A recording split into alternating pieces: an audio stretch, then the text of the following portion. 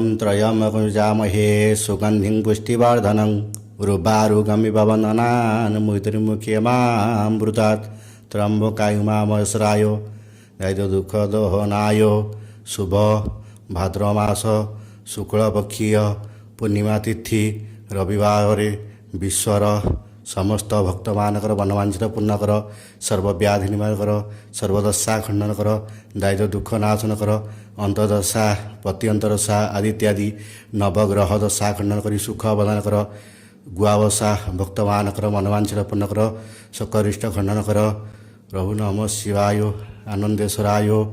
जो मैंने प्रभु को